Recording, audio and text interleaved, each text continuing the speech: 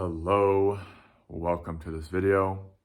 Today I really wanted to do my best to distill down what I covered in yesterday's video while also adding a couple layers to it that came to me in this morning's meditation. And yesterday's video really distilled in its essence was about really letting go of giving so much of our energy, focus, and attention to a lot of these different projections we'll create, that our trauma will create, that we are, or our trauma is creating essentially just to avoid pain, and to stop feeding so much of our energy into trying to create realities that are not supported by our higher self or that are not supported by the universe. Because when we do this, it's just really exhausting, it's taxing, and it's like just kind of like swimming upstream. And so essentially what we want to do is we want to find presence, like 0-point presence. And I don't know if 0-point presence is an actual thing. Maybe I heard some other spiritual teachers say that, but it really resonates with me, like this place of 0-point presence where everything falls away, where all projections fall away, where the self falls away, where the mind falls away. And I'm sure maybe a yogi might call this samadhi,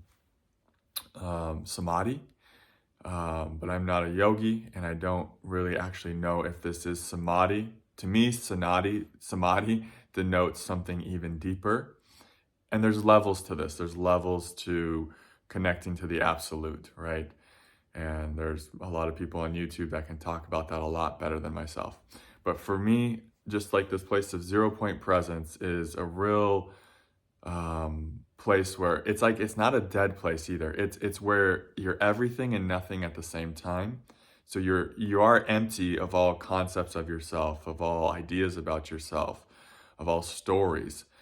But simultaneously, you're very full of life force energy. You're full of love. You're full of the universe. Just all the separation falls away, and it's like this place of oneness. And so the essence of the video is we want to be in this place and then let a true desire come to the surface from this place. And then it's going to automatically start pulling us. And then we go with that with our thought force energy. That's what we give our attention, focus, and life force to. And then what that creates is like the power of the universe moving through you. This is also known as co-creating with your higher self.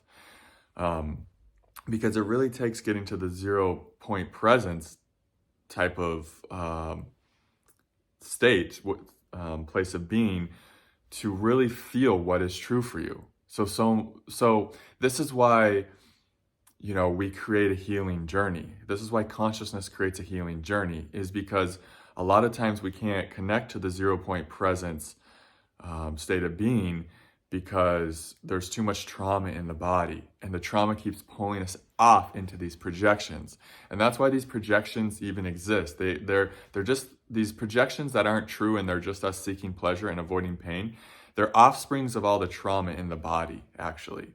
And so this is why consciousness creates something called a healing journey, is because we want to, or something called somatic healing, somatic release, and that's why it's so important. And we don't want to just try to jump to the absolute, because a lot of times people will have an awakening into the absolute, but it doesn't stick, it doesn't hold, because there's too much trauma in the body, and it pulls them back into projections, into the mind, into story, and into suffering. So we want to honor the process of the healing journey, because a lot of times without it, we can't even find the 0-point presence place. And if we do land there, we don't stay there for long. I'm a great example of this. And so it's important to know that your projections, it's like they're just like the projections of, oh, this person's gonna save me, or going to this place will make it so I feel better, or having this job and this income will make it so that I don't feel lack in my body anymore. A lot of those ideas and a lot of those projections, they just come from stored trauma in the body. So I think that's one layer I wanted to make here, is we're not going to be able to even know what our higher self wants for us until we've done a lot of healing work. So for a long time, maybe years even, our journey, like our purpose or the reality we're creating or whatever, is just like the healing journey itself. That's the purpose. It's not a co-creation it's not a co-creation dance with your higher self yet. It's like your soul signed up for working through a lot of trauma. And so some people, like an Eckhart Tolle, might just pop wide open into the absolute and just stay there. And that will create this idea in millions of people's minds that that's the path. But that's like a very rare path. Like a few people in a generation might have that happen. And the mind can create all kinds of ideas. Like these people perhaps did lots and lots of healing work in past lives and they didn't come into this life with much karma. That's kind of an Ajahn perspective. I have no idea. We don't really know. It's just that is just kind of what is, though. What is a few people in a generation pop open and stay in the absolute without doing the healing journey stuff that much. It's like a few people, though. Almost every single one of us is going to have to do some type of somatic healing, is going to have to do some type of work with the body and the trauma stored in the body to be able to access the 0 point presence, but even more importantly, to be able to just stay there and abide there and live from there. Because once you're living from that place, that's when the co-creation with the higher self is really an effortless thing. And and I wanted to state that because I don't, myself included, it's like sometimes when we go into the absolute, we can just see how everything's kind of an illusion, how there is really no cause and effect, how that's really just not a real thing. And then we can start minimizing things on the journey, minimizing their importance. But then we have to remember, well, how did we get to this place? I've seen a lot of teachers who speak about the absolute, who kind of minimize the importance of the healing journey. But if you look at their own path, it's like they actually were able to really land and abide in the absolute because of a lot of the healing they did on the way there, in a sense.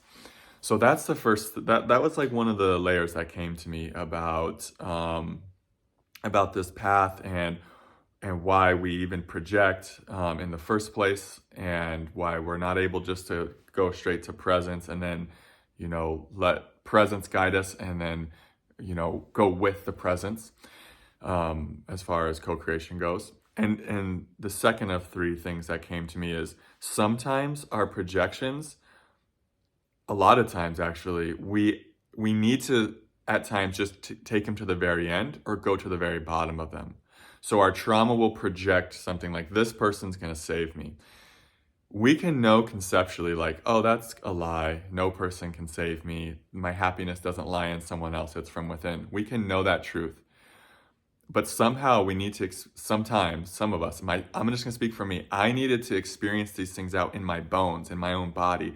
So sometimes the projection that your trauma creates that says your happiness and your fulfillment's over here in this person or whatever, we have to go there and we have to really experience that projection out to the end, to the very bottom of it, before we're able to really see through it on a deep level.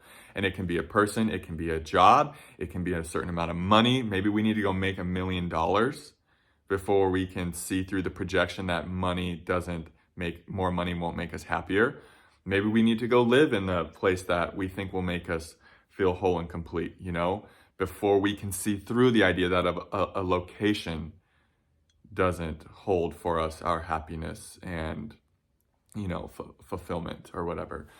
And so that's the second point, is sometimes a lot of times, or anytime you're doing it, actually, let's just make it really free. Anytime you're doing it, anytime you're going into a projection and just following it to the end, even if your higher self, even if you can kind of feel like there's nothing in this for me, but you can almost just like feel like I just have to do it anyways. Like something in you just you have to go to the bottom of it to see, like, even if the projection goes really well and there's all the pleasure in it that you even anticipated and everything is as you thought it would be, you'll still find in that projection there's not 1% of the fulfillment, satisfaction, and wholeness that there is in presence. And that's the beautiful thing about following a projection to the end. Most of the time, they're going to go horribly anyways. There's just going to be lots of pain and suffering. But even if the projection that your trauma created that says that your wholeness and freedom is in this projection, even if you go into it and it goes really well and there's lots of pleasure and good feelings in it, you'll still find at the end of it, it's very empty and it had actually nothing for you except to teach you that there's nothing for you in projections. Like, that's the beautiful thing about following a projection to the end, is like, you figure out, like, you know it in your bones now. It's not just something you heard Mooji say or Eckhart Tolle say or Adyashanti say and you just took their word for it, right?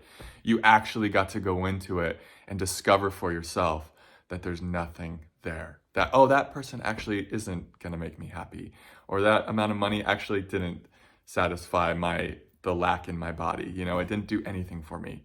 And so because you played it out to the end, because you went to the very bottom of the projection and experienced it out fully, now you know unequivocally and without a doubt where your fulfillment is, where your happiness lies.